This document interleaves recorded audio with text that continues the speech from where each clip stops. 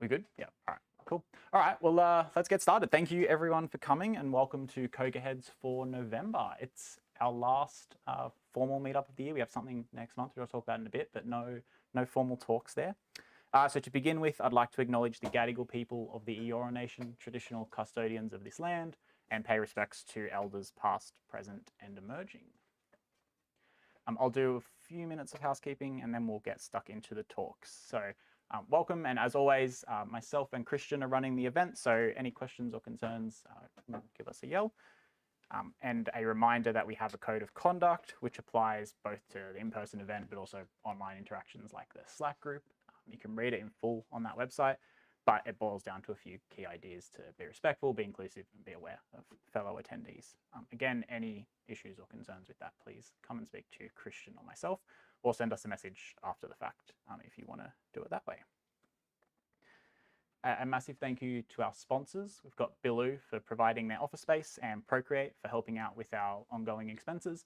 We couldn't run the events without them, so massive thank you and round of applause to the sponsors. Just a quick expression of interest. We're just exploring possible venue ideas for next year. So if your workplace might be able to help sponsor or host or something like that, please speak to myself or Christian. Don't need any commitments or anything now, but just kind of get some conversations going would be good to see if we have other possible venues for when we can't use this one. Yeah. And I mentioned it before, but we do have a Slack community. It's a joined community across Australia and New Zealand. So there's a few CocoaHeads groups that kind of all share the same space. If you'd like to join, scan the QR code. We do have a dedicated Sydney channel, which is mostly just announcements of me telling you when the next meetup is at this point. But there's a few pretty good channels like Jobs and Swift that you might be interested in checking out throughout the month. And there's often good conversations going on in there anyway. Sorry, was anyone still scanning? No, we're good. So we are on YouTube tonight. Just be mindful there's a camera there. But it's mostly pointed at the speakers. Anyone attending for the first time tonight? Could show hands. Yeah, welcome. We hope you enjoy, and thanks for coming. So a quick shout out to some other events. This is a last minute addition. We have Vision OS TC in Tokyo early next month. Best I can tell, Vision OS conference. Oliver, did you have any more you wanted to say about this? Yeah, sorry to throw you on the spot. UP from Mason and Satoshi, if you know Satoshi from his Vision OS hacking. So it's going to be about 300 people in Tokyo for a couple of days. So it's going to be a lot of fun. Cool. Free ticket. But they're like $50 Australian or something. It's insanely cheap. Yeah, it's flight. No. Cool, thank you. And yeah, if you like what you see here tonight, Melbourne CocoaHeads does a similar thing once a month as well. They run on the second Thursday, we're on the third Thursday of the month. And they also have a good live stream so you're able to watch from afar. And definitely recommend checking that out if you're interested in more sort of iOS talks. Now, is anyone hiring or looking for work and wants to give a quick plug for what they're looking for? Now's your chance.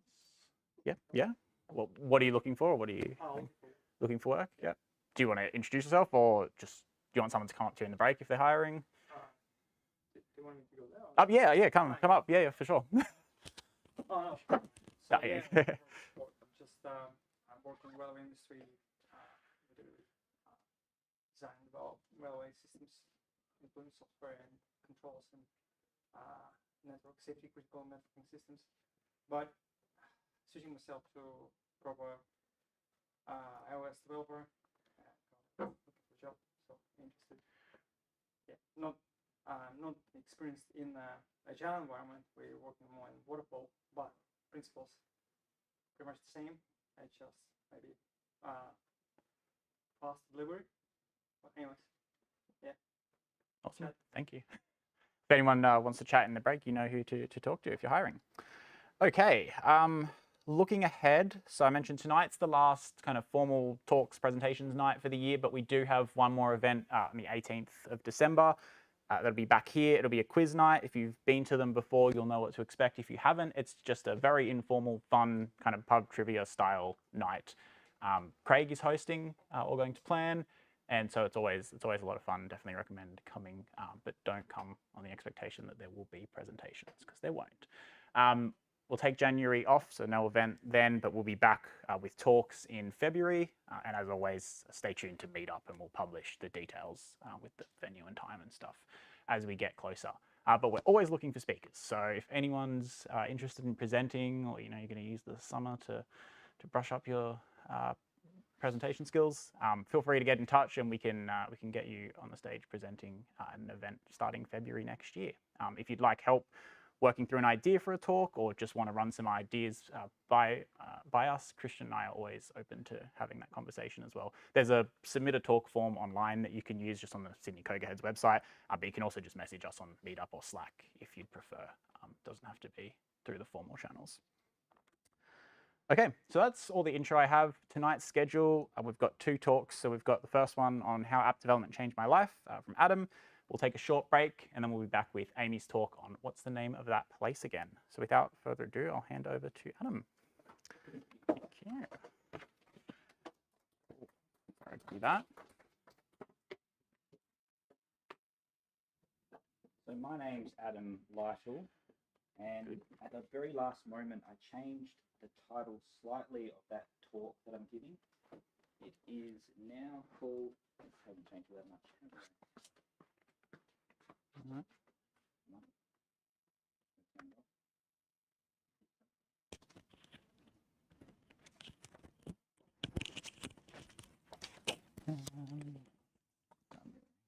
Yeah. So the talk is not how app development changed my life. The talk is how indie app development changed my life. So I'm an indie app developer. An indie app developer is someone who essentially creates their own apps. And how it started was I was actually mowing lawns as well and truly before I was building any apps. My previous company that I was running, I was in the software development space. I was doing web development, and I was doing it as a service. So I had clients making websites, and we were we're an agency doing search engine optimization, making websites, kind of bespoke stuff. And this was, showing my age a bit, this was before even WordPress, all of those types of services. So it was just built in PHP, vanilla HTML, vanilla JavaScript. And it was a very good time to be alive and be a web developer, because you could charge $10,000 for a website and people would pay $10,000 for a website, which was really good. But also I got a bit carried away with it and took on a lot of debt. And when my company collapsed, because we had like Squarespace come out, and Squarespace was a direct competitor where people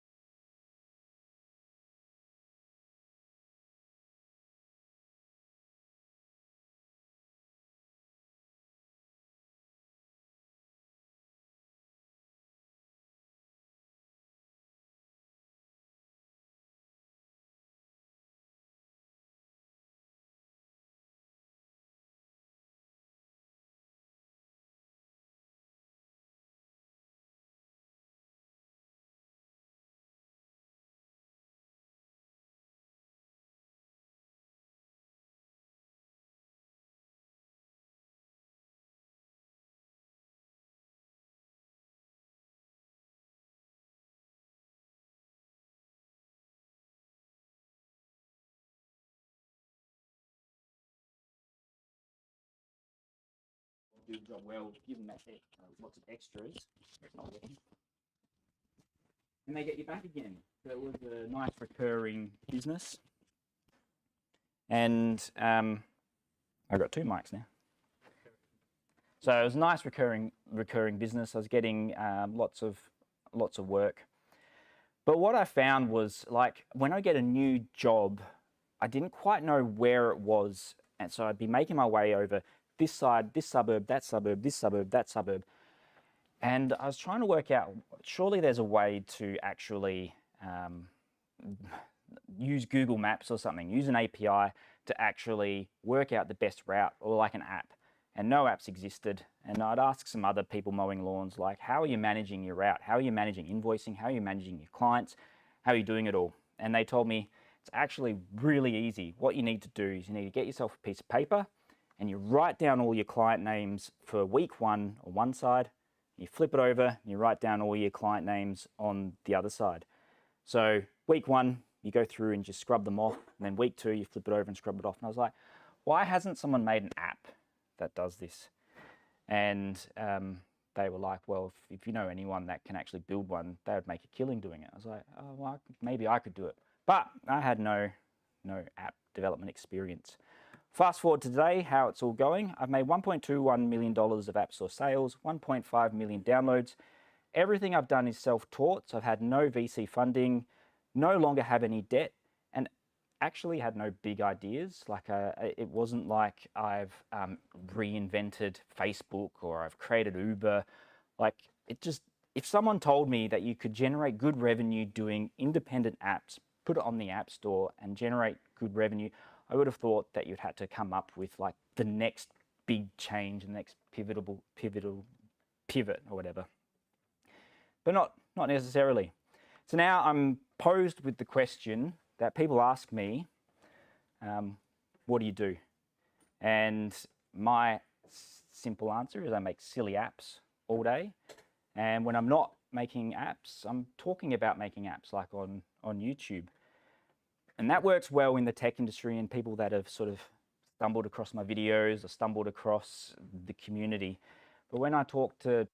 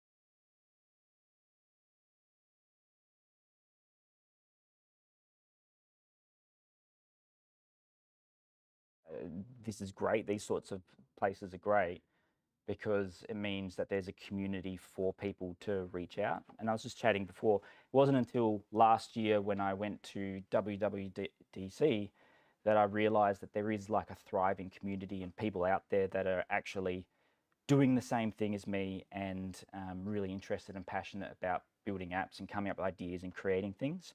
So community is a big part of it. So I was doing it on hard mode, I was juggling kids, I did it late in life, I was in debt, had no clear pathway, no community, and didn't even know that this could be a full-time thing. And but I knew I just loved it. I love creating apps, love building apps, love coming up with the ideas, love researching it. And that's when I had like a bit of a aha moment. And I realized the App Store is like a marketplace. When I was building websites, when you build a SaaS or when you build like a service that's online, you need to work out your own distribution, you need to work out your own marketing, you need to host the website, need to work out payments and refunds and all of that. But the App Store handles all of that. So the App Store handles the distribution of your app. When you do it right, it handles your marketing, it handles hosting your app. So if you don't have any backends, you can actually enclose everything inside your app. They download it, they can use it, runs on their device, and some of the latest apps I built don't even have a server in the background, so it doesn't cost anything to run it. And when you do it right, you can just build stuff. It doesn't cost you anything to build it, except for the Apple developer subscription, developer fee, and a bit of your time.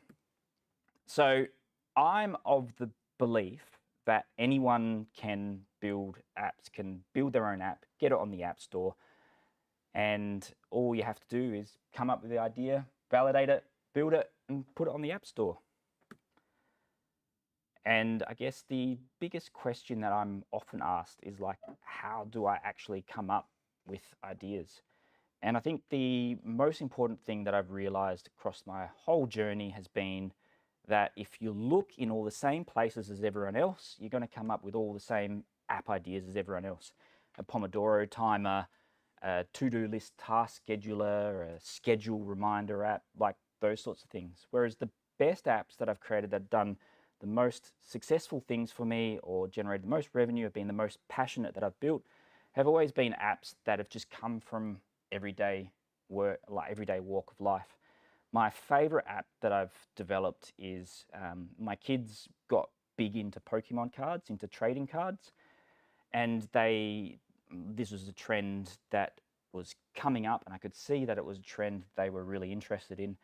And they were collecting Pokemon cards, and then they would be watching YouTube videos and just watching people open up Pokemon cards so the value would come up, and then they could match it up with theirs, like, oh, mine's worth $5, or mine's worth $10. And I remember saying to my son, like, why don't you just download an app that scans it and it shows you the price of it?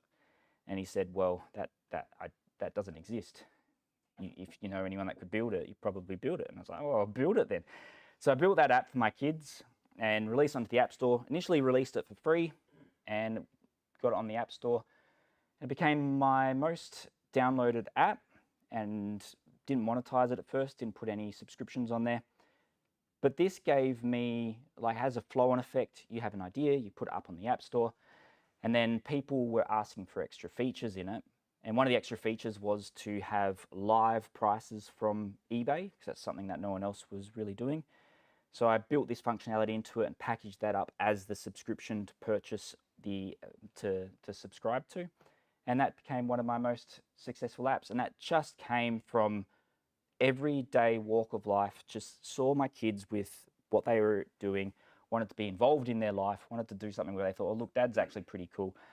My son's 15 now, so he doesn't think that anymore. But when I built it, he he thought it was the best thing ever. And then validating the idea is the next step. So when I built this Pokemon app, what I did then, the Pokemon card app, is I use an app like Astro, and I talk about this app a lot. The guy who makes it is another independent app developer. I get no kickbacks and I'm not sponsored by him. I just really like his app. It's helped me sort of understand what the popularity of a keyword is. So popularity of the keyword shows how many people are searching for it and what the competition looks like. And the competition is how many apps are also targeting that exact same keyword. And as a general rule, I look for keywords that have a popularity over 40 and competition under 60. It's a nice sort of a nice balance. And if you can get your app ranking there, you essentially have downloads for the rest of the app's life. And then now we come to actually building the app. Like I said, I'm not a technical coder. I'm all self-taught. And I'm a big advocate to sort of suggest you build what you're most comfortable with. So everyone here is probably a Swift UI developer if we're at an iOS session.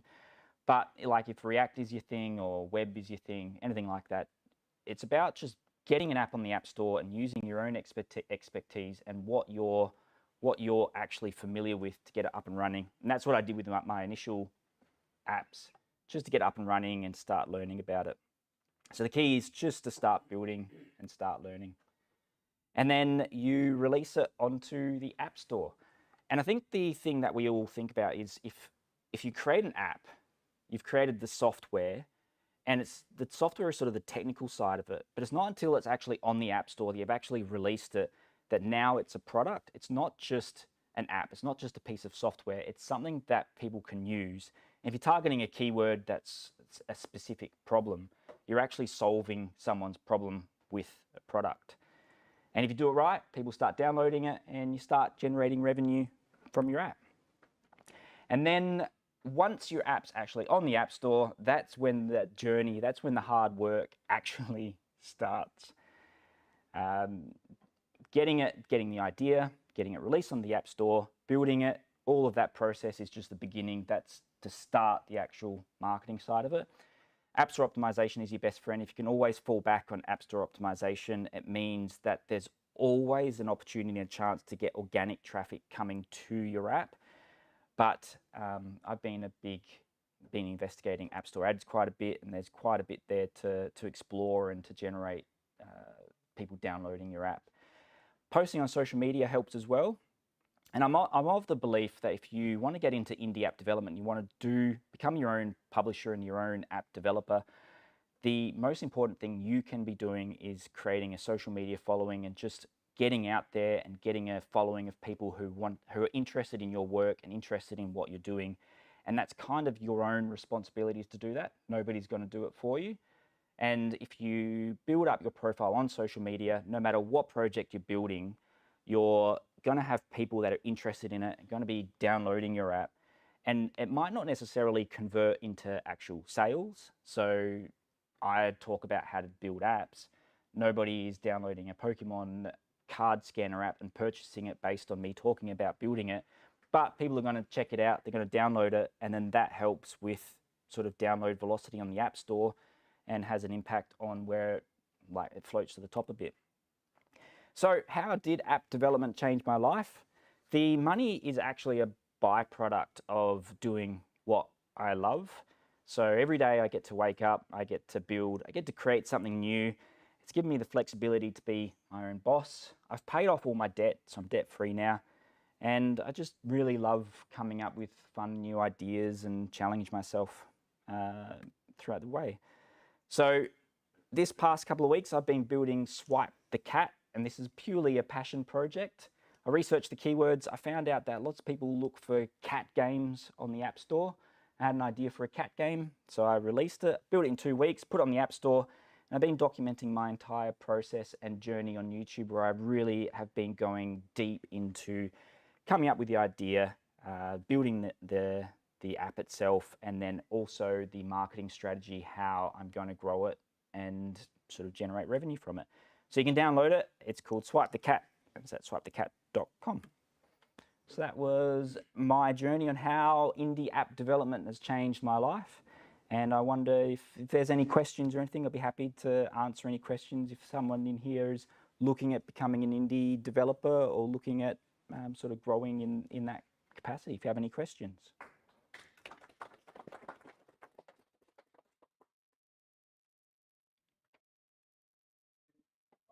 I'm curious about design. You said to use the skills you have, and I kind of don't have any design skills. How did you get from 0 to 1 in terms of I don't know, Figma and stuff? That seems like a whole nother job that you're just doing without mention.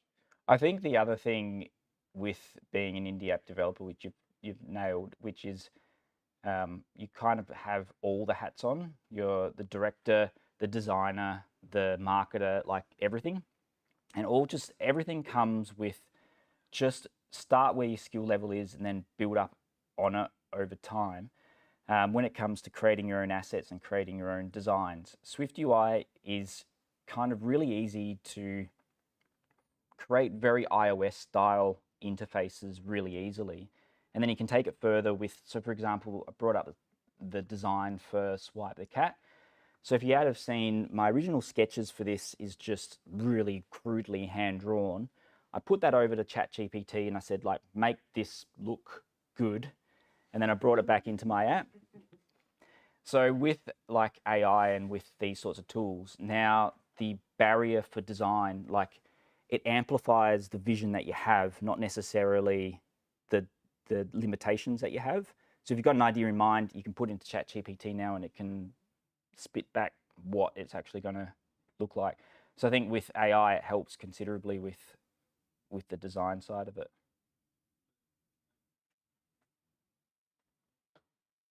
I presume you say you work on something new and interesting every day, and obviously every day you're not going to have your kids go, hey, we're trading Pokemon cards. Yeah. You must spend a bit of time, one, just being creative, but two, also just talking to people in their everyday. Yeah. And listening to their problem or I can't find or I can't do this or whatever. So I assume that's part of the journey of, right, just I'll put that down.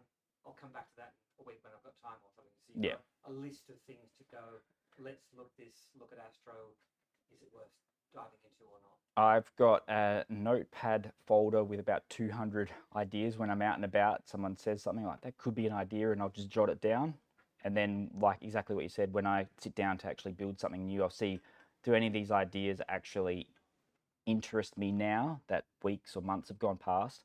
And then pass it through a filter of, is anyone actually looking for this? How many people are actually competing against these keywords? How long is it going to actually take to build it? It's going to take a year to build it. It's probably might not be worth my time. If it's going to take 2 weeks to build it, might be a really fun, interesting project that I could throw myself into. So yeah, everyday life, I think it's actually, it's a muscle that you build over time, seeing opportunities.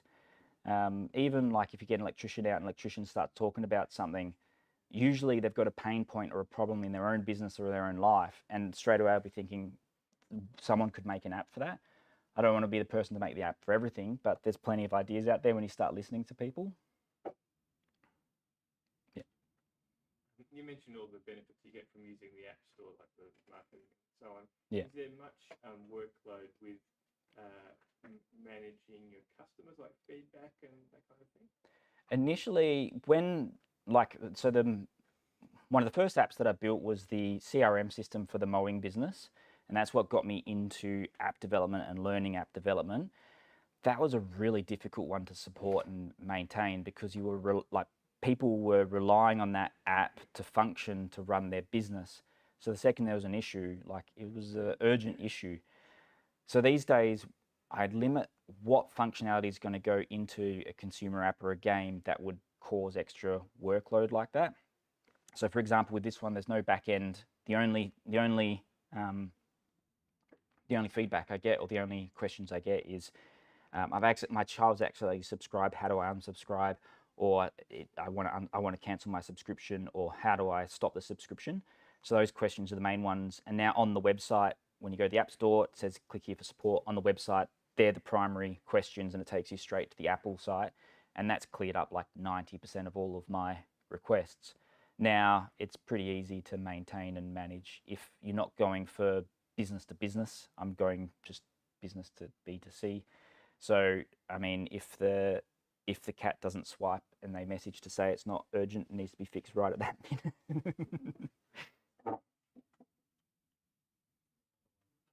If you are working on something, whether it's something you heard today or you heard 6 months ago, go, okay, this interests me, but I don't have expertise in this. Yeah. You can't go and ask kids about, well, what things do you want in this trading app?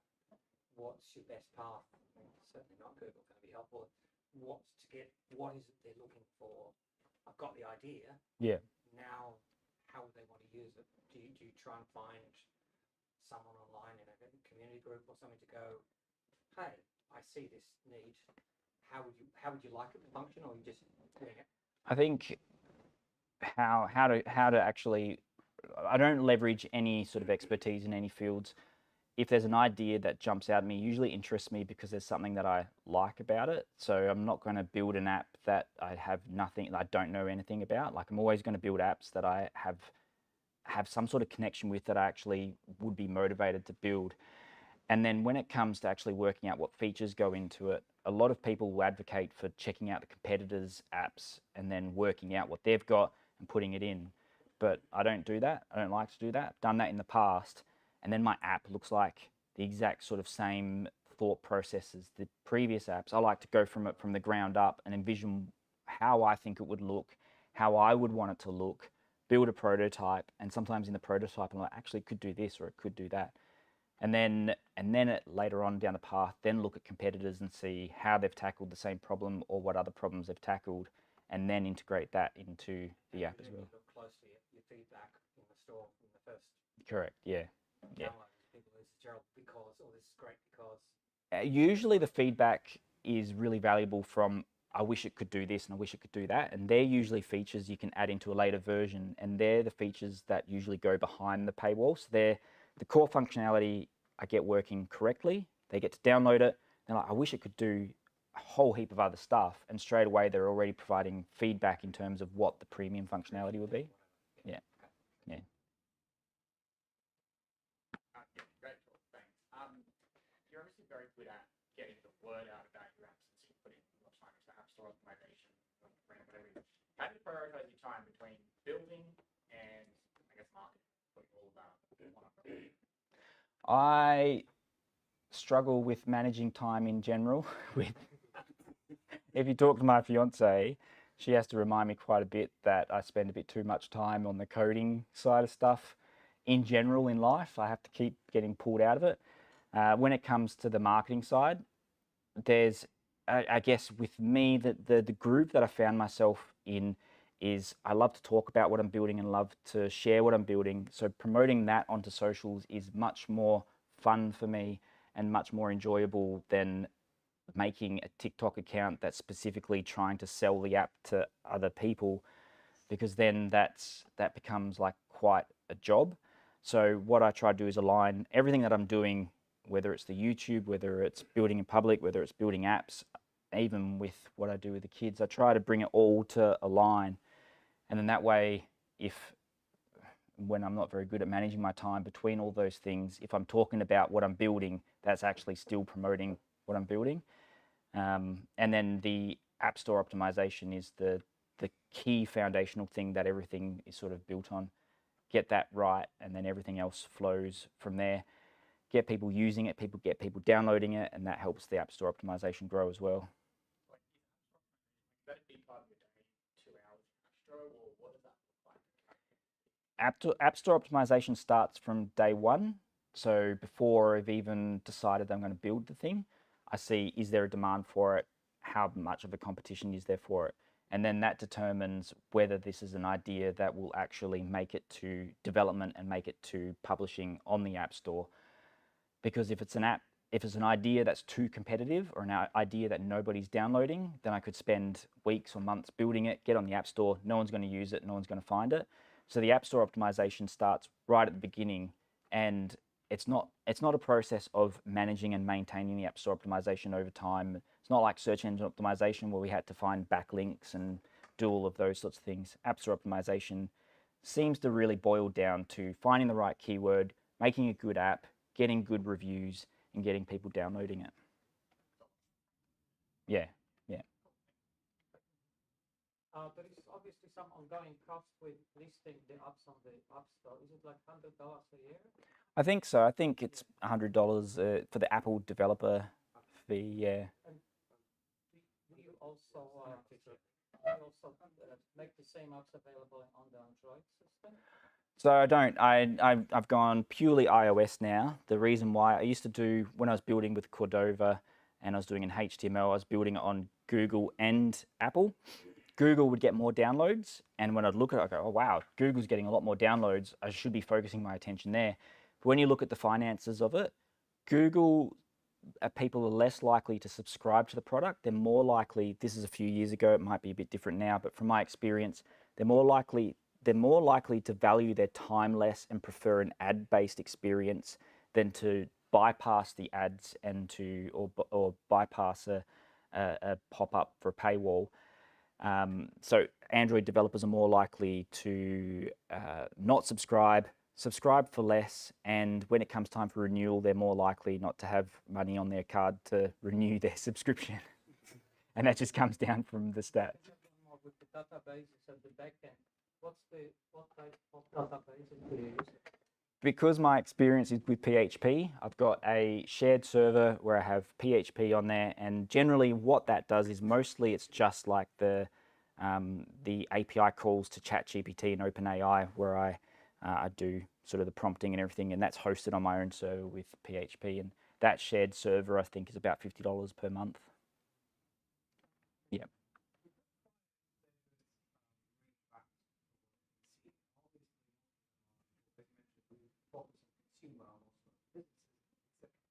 Over the last couple of years, have you noticed any shifts in consumer behavior that might indicate maybe something like subscription fatigue? And if so, have you explored consumables model at all? I think you've I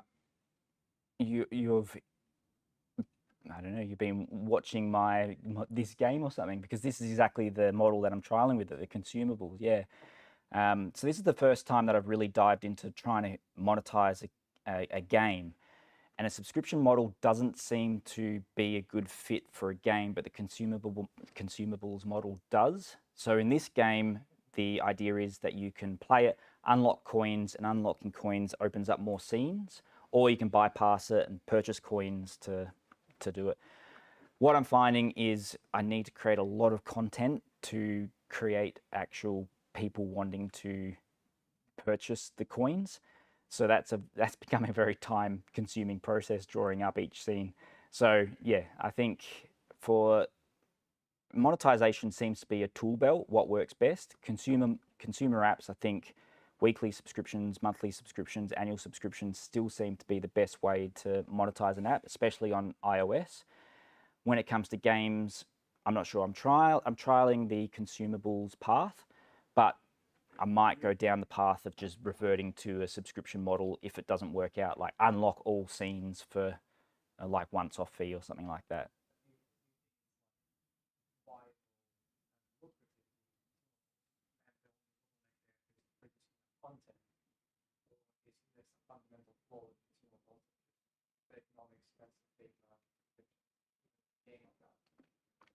Well, let's say you build a currency converter.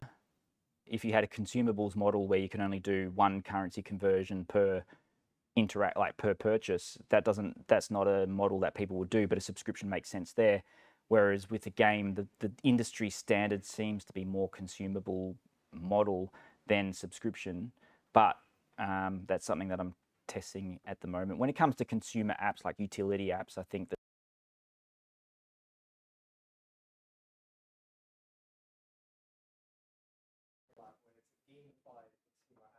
yeah. That's how I accidentally started creating apps, because I wanted to gamify an app that I built, and then I accidentally created an app, a game. So I'm learning as I go with that consumables model.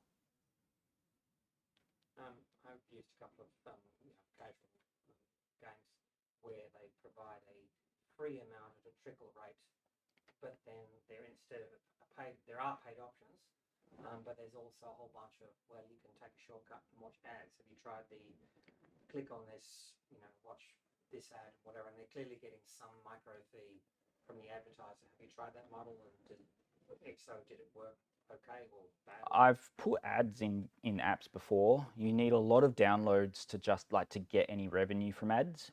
Ads, yeah. Whereas the purpose of ads seems to be to annoy the user as much as you possibly can to get them to purchase, which made me realize we're the only industry in the world where our objective is to annoy our customer and then make them pay. It's like going into a restaurant and saying, hey, you can't actually look at the menu until you sit down and watch this 30-second. Yeah, but you don't have to watch the ad. You can. Extraordinarily brash. Yeah. We're advertising apps that are saying they're ad free. Yeah. And then also, I don't know, I can't speak for the industry, but when I've done my market research on building games, they're promoting each other's games in the ads. So there's like this circle loop of how are they generating revenue? They're selling ads. They're selling ads to other games who are selling ads to other Which have games. Sections of content that clearly use the same build engine because there's 10 games or whatever it is. Yeah. Yeah. Interesting model. Yeah. Maybe you should set up in a restaurant where you watch that and get the dinner free. We watch the dishes. I've got one maybe latching on to that. Do you have any experience or insights with using the affiliate model in apps? Yes, so the Pokemon card scanner app, the first way I monetized it was to add affiliate sales. So at the bottom link, it says, these are the live prices. Click here, it takes you to the eBay listing. And when people purchase from eBay after coming into the app, that's attributed to my affiliate account. And it really boggled my brain how much people spend on Pokemon cards. There's like, you get to see the actual breakdown of daily how much you've earned. Some days, like there's a $20,000 day where someone's gone onto eBay and bought something on eBay from your link worth $20,000.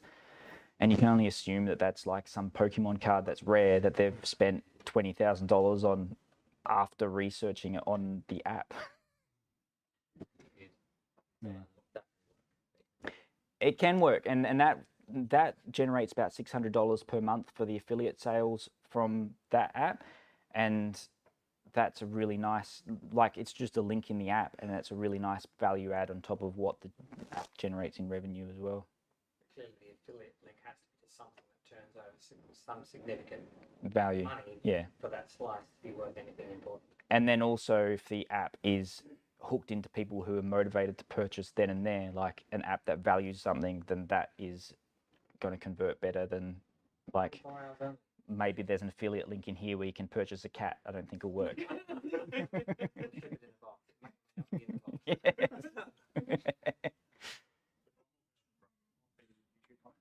did you deal with life stress, debt, and risk taking for app dev? So I didn't deal with it very well. I went through a lot of shoes and used to walk quite a bit.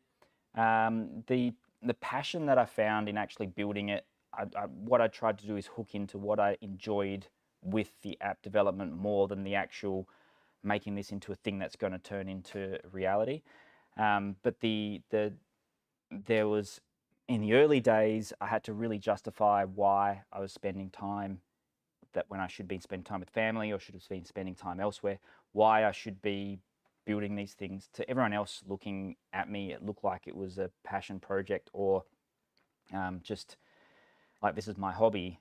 And then there's a dichotomy that happens when you start to generate revenue from it, and then all of a sudden it's successful. The same people who supported you and helped you throughout that process, and now also the same people that are enabling you to spend all your time and energy on it, because then it becomes part of your job. So there's a balance to be had with all of that. But the stress side of it, managing debt, I was like also managing 5 kids, managing all of life stresses. If you can't hook into something with this that motivates you and that makes you want to do it, then it might not be the best path to go on. You might just be making yourself another job, because honestly, it took 3 to 4 years to actually generate any meaningful revenue from the apps themselves. The way that I'd keep the dream alive and keep things sort of moving forward was I build an app to $500 per month, and then I would sell that app to someone who would acquire it, and then it's worth 2 years of revenue.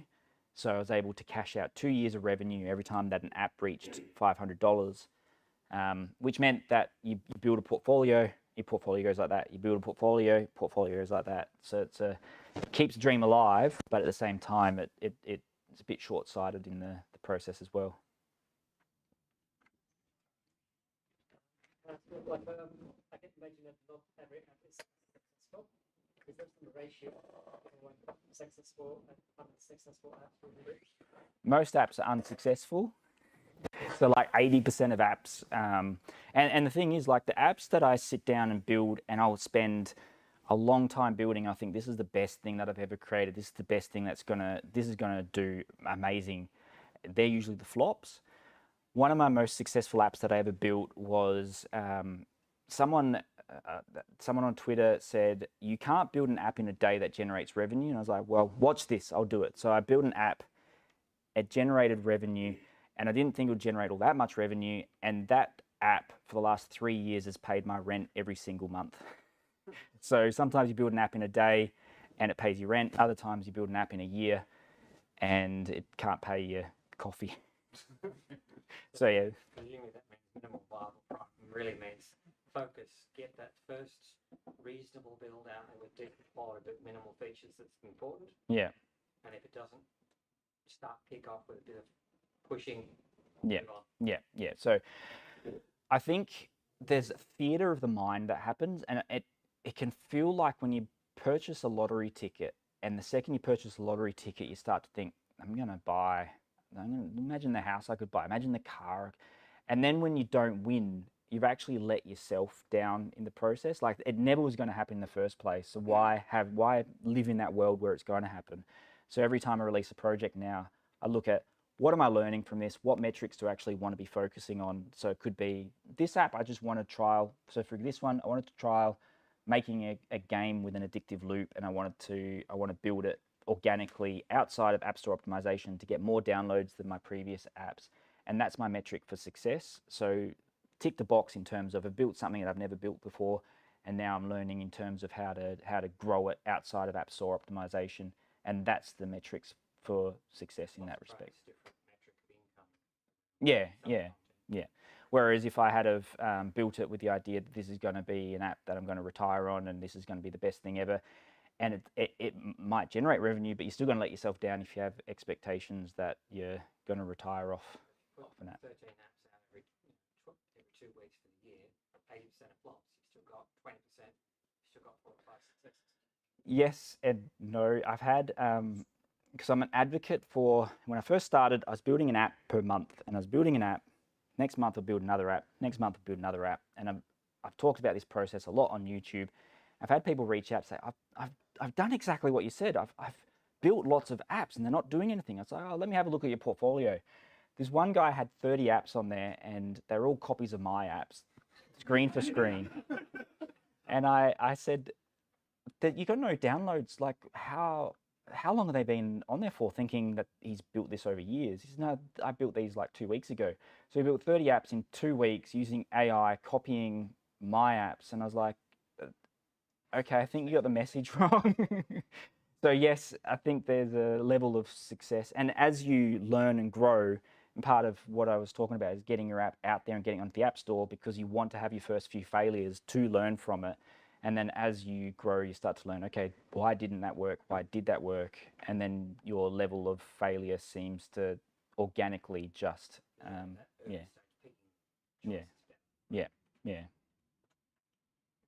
So how do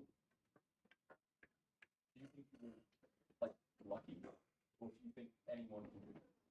I think anyone can do it, and I think there is a level of luck involved in it. And I think the luck that's involved in it is based on showing up and actually release. Like, if you don't release it onto the App Store, you've got 0% chance of luck. If you do release onto the App Store, you could have the best thing anyone's ever seen, but if no one can find it, if no one can use it, then you're not going to get there.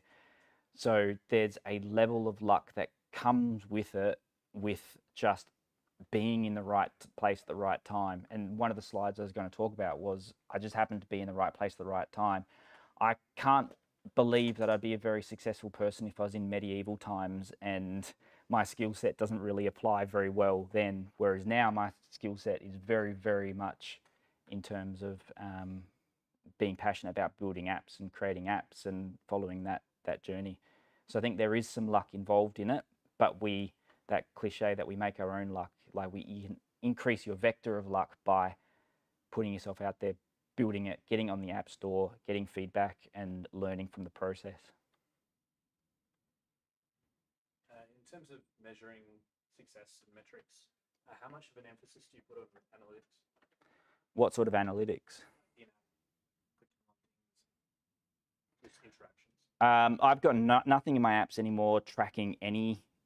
So there's nothing that goes back to my servers to say what people like, what people don't like, where people are clicking, only because I like to have on the App Store listing, it says that there's nothing tracking. And especially when it comes to like age specific games or apps that I'm sort of going in at the moment, I don't want to have just firstly, I don't want to be tracking who's using the app, because I don't want to be liable for any data that's on my server if my server's not that very secure.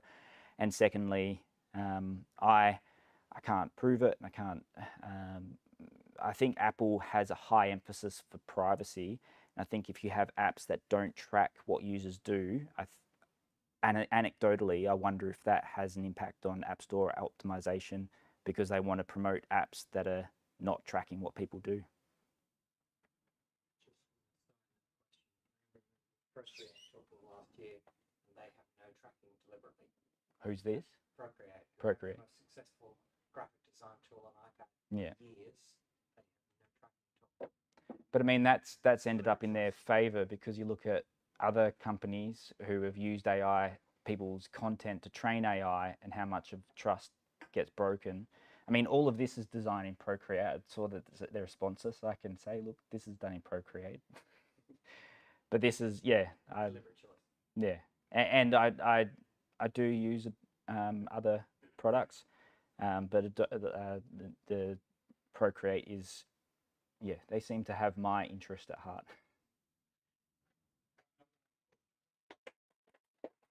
Thank you. And I should have left my socials up there. Follow me on YouTube and follow me on X. I do pop onto LinkedIn. If you're on LinkedIn, send me a message. If anyone is building an indie app or wants to get into indie app development, what I love to do is just advocate for people doing that. So reach out if you have any questions. Thanks again. No worries. I'm sure I'm going to be around in the break. If you have more questions. We're going to take a short break. I think there's a few slices of pizza.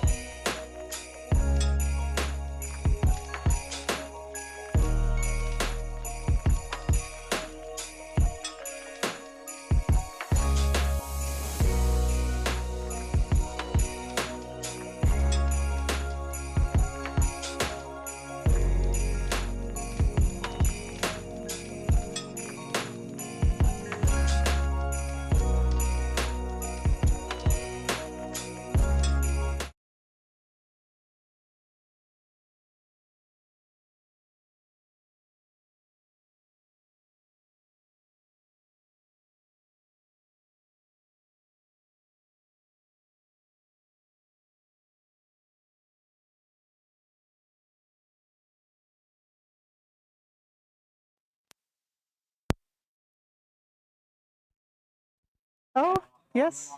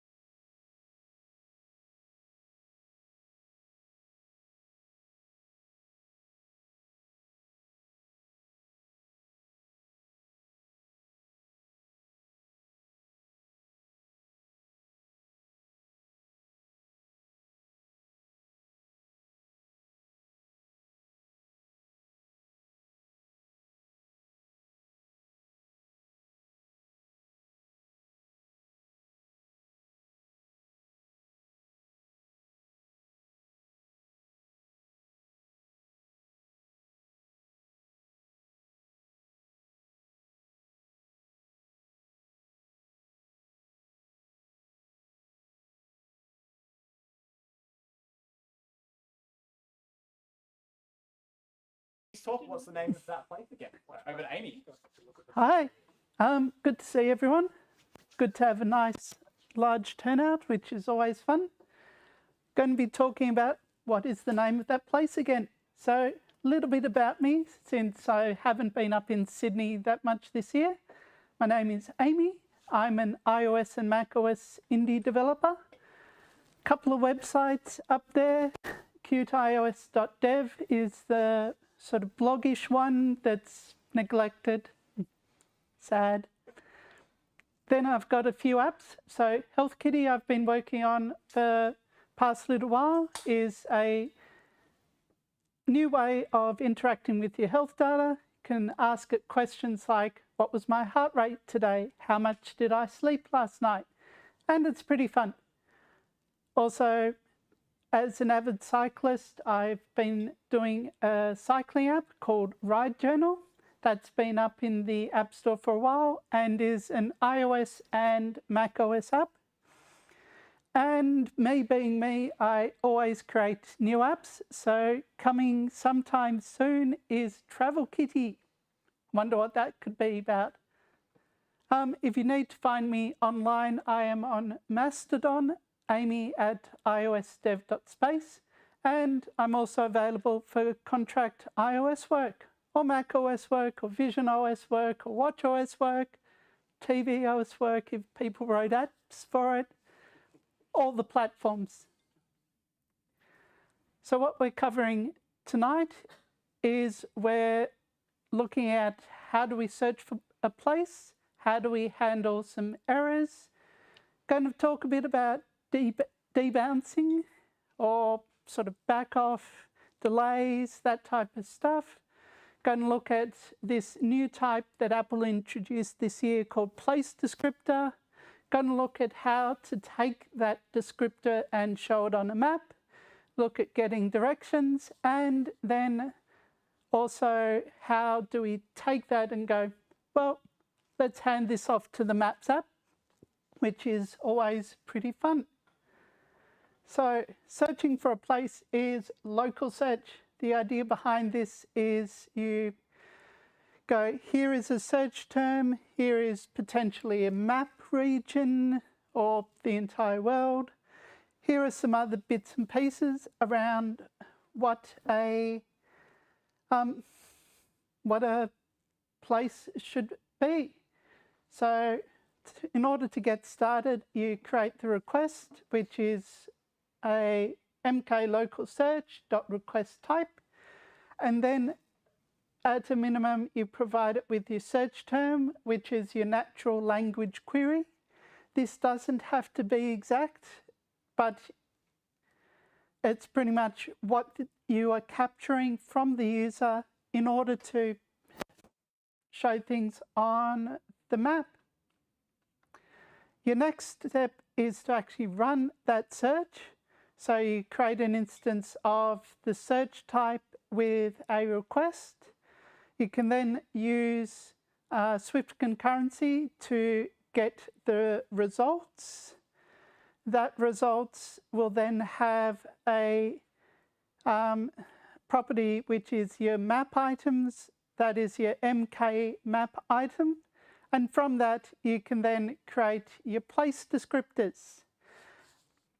Place descriptors are really, really nice in that they are very informative ways of going, here is a particular place and I know everything about it.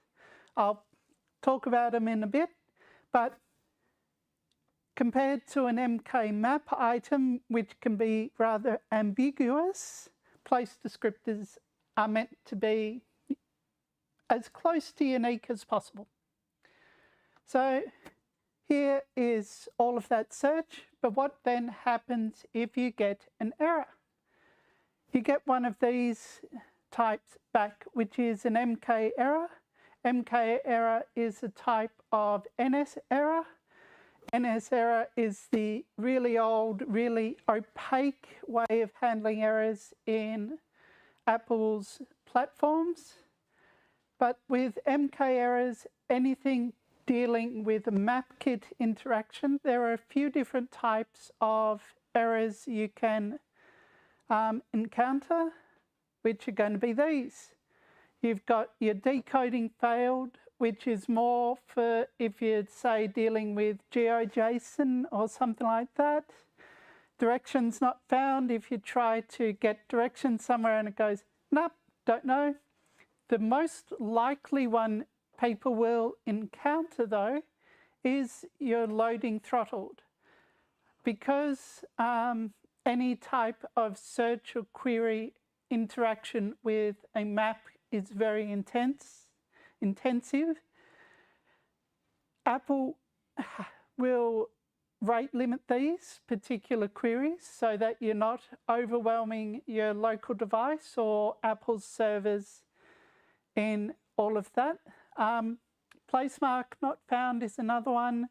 Server failure is another one. And then the always generic unknown.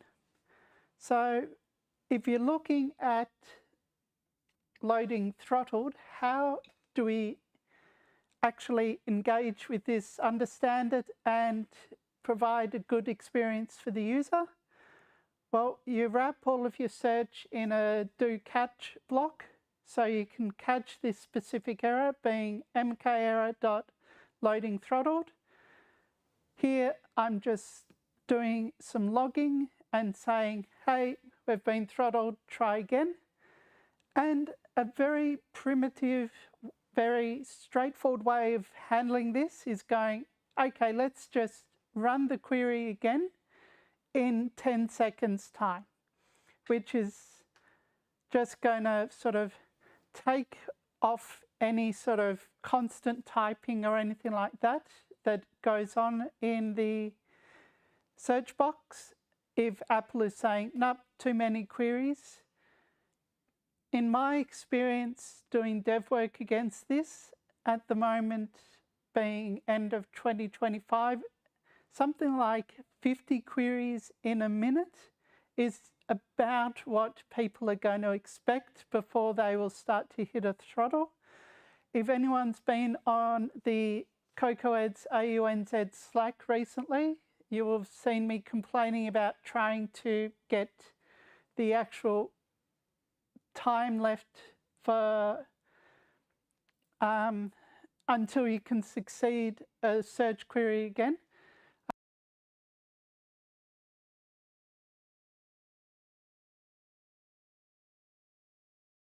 Get user data just didn't succeed for some reason, but you can print it out in LLDB, but that doesn't help you to actually do a proper response for the user. So we're left with just going, hey, here's a guess on the timeout. You can otherwise do some smart stuff like, I've already made 20 requests in a minute, so I should be safe or something like that.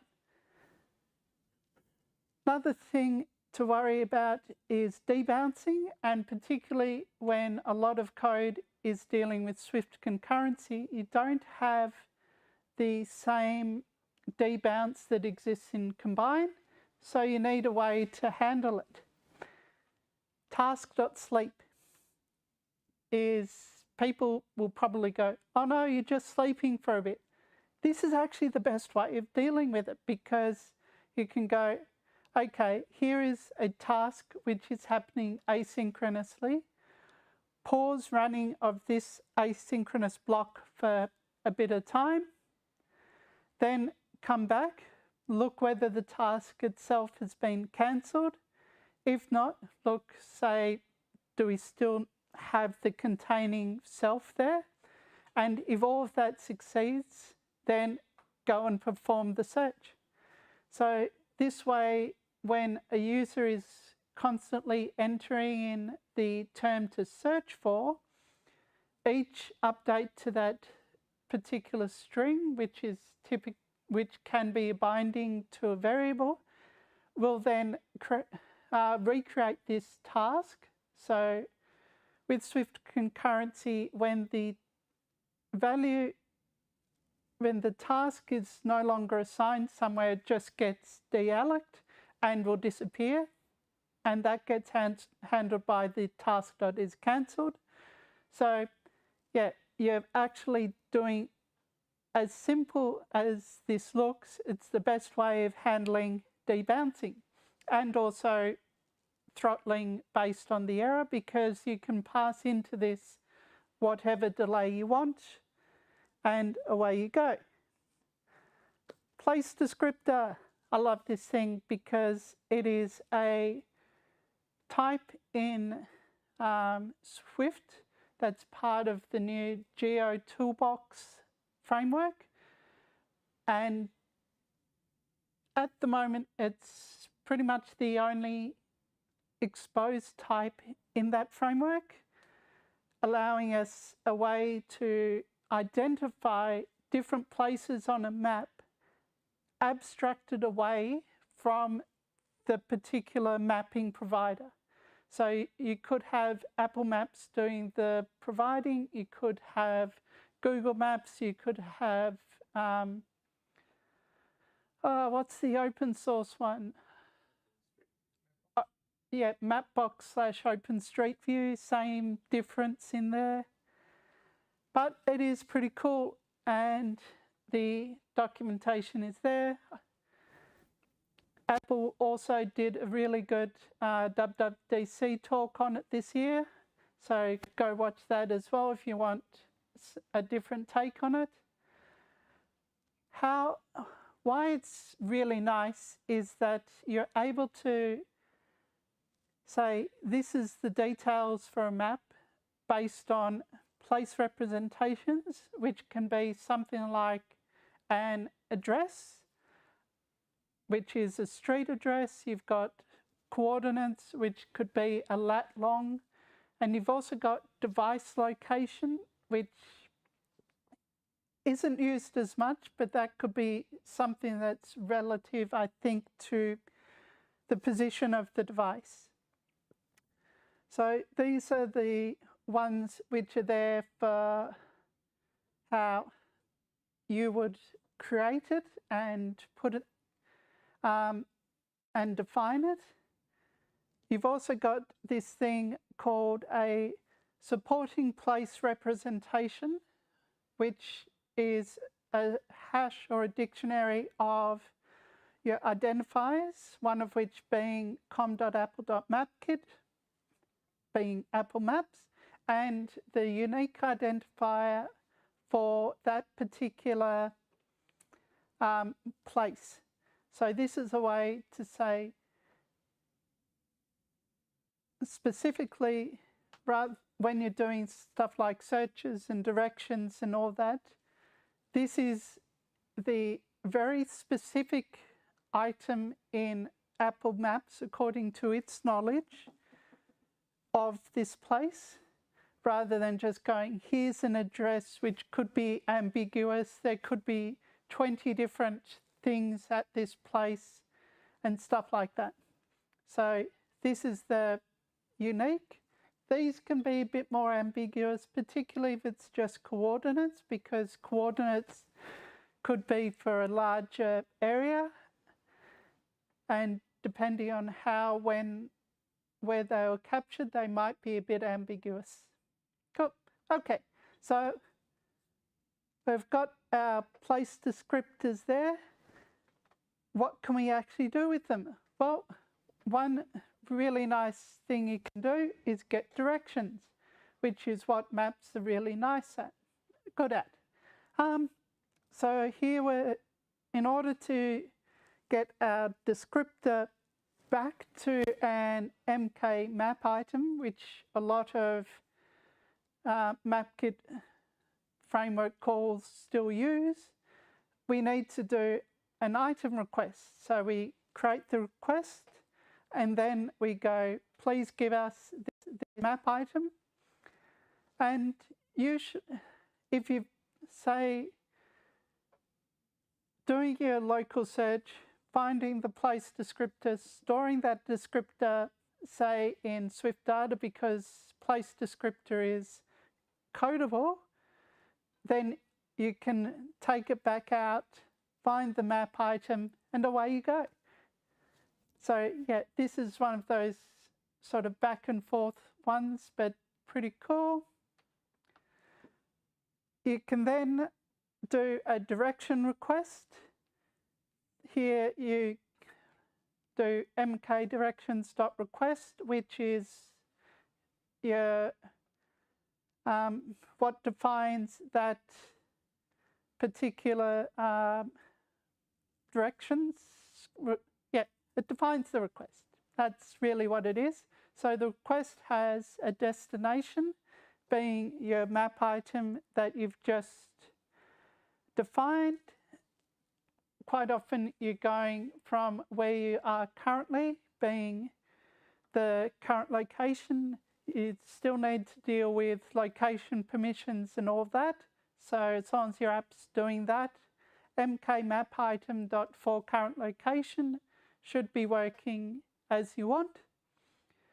Transport type, you can specify any, meaning what are all the possible ones. You can also look at transit for public transport, automobile, walking, cycling. It's all there as options, and you define it like that. And then you go, cool, okay, give me the directions for this request, and I'll provide it to you. A few sort of caveats around the routes that it will give is that these are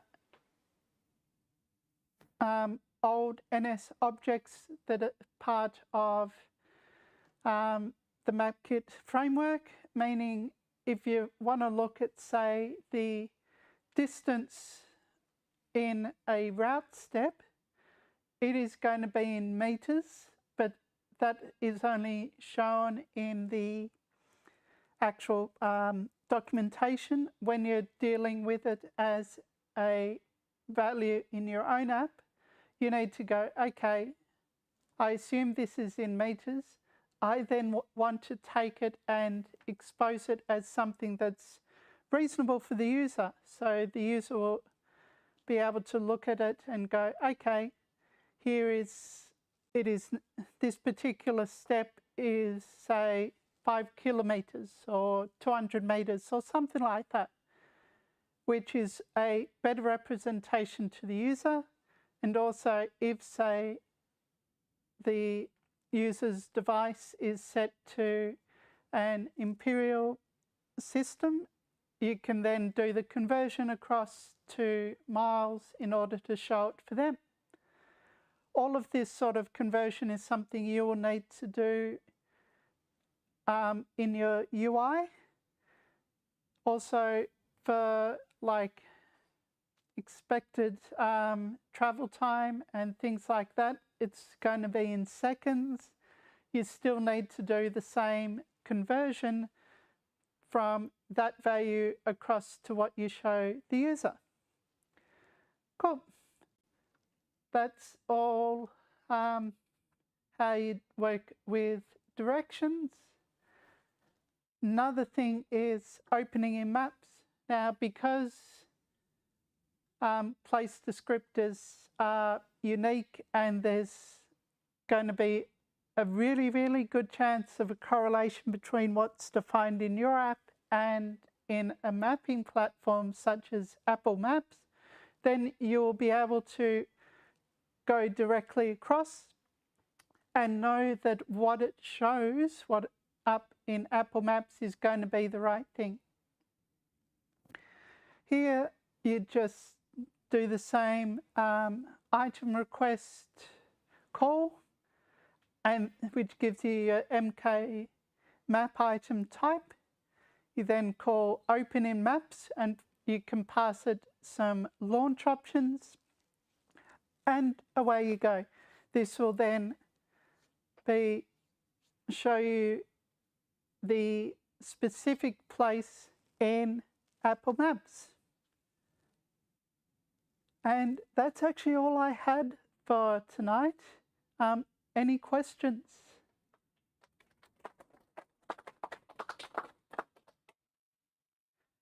Neil? Couple of questions.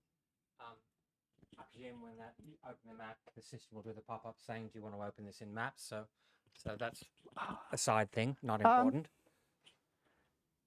As in, do you want to open it in Maps or Google or whatever? Yeah, when you do that open request, the system will do the security prompt saying, "Do you wish to open it in Maps?" Because you're leaving your app and going. Yeah. Yeah. But the one I was more curious was that tends to be a custom prompt rather than an Apple provided one. okay. Now the one I was more curious about was the location. We said, for instance, address. Addresses come in many formats in many countries. So like America, we think of 5-digit zip codes, but they actually support 9 or 10, which will get you down to a partial location within a block. And there's other codings where, what's the one where they use a bunch of words, which will get you down to a, so what sort of format do you get out and handle that a Brazilian address could be different from a Japanese address, from an Australian address? How is it managed as a format within that object? It manages it because it's a string. Which is to say, it manages it by not managing it. Runs it through an LLM. The magic happens via the mapping between a place descriptor and the map item, which is why there's the MK map item, maps item search request or whatever it was. One of the things you can pass it is place descriptor. It also supports address in there. So you can actually use it to, in the same way, to find the correct map item one. If it doesn't find it, then that's unfortunate, but it gives you the best chance of actually getting the value that Apple Maps knows of. So but you might get a unique ID that works with the map, but the information you might present the user to go, there are 3 alternatives which they need to choose. That could come in totally different formats, depending on... Like, when you say 3 alternatives, are you talking about alternative addresses or... Looking for McDonald's in 2000, Yep. Zip code, and it comes up with 40 of them. Yep. The description about each of the possible unique locations could be in some arbitrary string format. So you then got to go, okay, I'm not expecting that format because Like, it's too Japanese. you don't need to worry about the format. If you're using MK local search, it will give you back your MK map items, which is already as Apple Maps knows it. You then create the place descriptor from that if you want, because you want to be able to store it.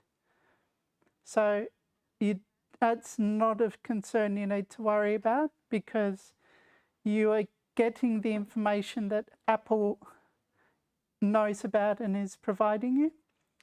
If, say, you're going with user entered address location, then it's less likely to have a match through to what actually exists in Apple Maps. Does that sort of answer your concerns? I think so. When you implement it, could be have some interesting complications with international interpretations. Yeah, but that's Apple's problems, not mine. Yeah, you're presenting it to the user to pick a few of the options for what you search for. Yep. Are you We- asking if it returns a collection of matches? Yeah. You can see HI multiple. Like with MK local search, you'll get back an array of map items which are what it knows of that match your input query, which is a natural language query. Reason it is a natural language query is it's fuzzy and doesn't have to match the entire name or whatever. What you do need to do, like in my experience when presenting it to the user, is deduplicate it. So you need to go, this is the same address and the same common name. So let's just only pick one. If you've got multiple matches, and they then each have their descriptions, and the user's got to pick which one they want. This is why you do the deduplication. But if it's, say, same name, different address, well, they're not the same, same thing. Great talk. Thank you. Very good reference for all things MapKit. If you're willing to share, I'm curious what made you hit the rate limit of 50 queries a minute. That's a lot. You type very, very fast. Hence the debounce. Yeah, which is why you need debouncing. And because On the input field, on the top. that's pretty much what you're doing. But you do it after they've done the typing. Yeah, because even when you're doing the typing in, you need a delay in there to sort of slow it down, and that way, yep, so you need the delay in there to slow it down. You also assign the task to a variable so that it'll cancel anything before it. So those two things allow you to do the debounce, because what you want to avoid is, say, a query for 5 characters returning before the query for 4 characters, and you get the wrong result. I also liked what you said about the using sleep to debounce in async await feels wrong, but it is the way to do Yeah. it. Like it's fine. It's It just, is seriously counterintuitive. It is. Yeah. Feels dirty. But, Yep. It works. Sorry, that's the comment. No. Anyone else? No? All right. Well, another round of applause for Amy. Thank you. All right, and that's all we have for you tonight. So thanks again for coming. Hope to see you next month if you're going to join us for the quiz. Otherwise, we'll see you from February next year for regular programming. So thanks again and go home safe. Thank you. That's very, very interesting.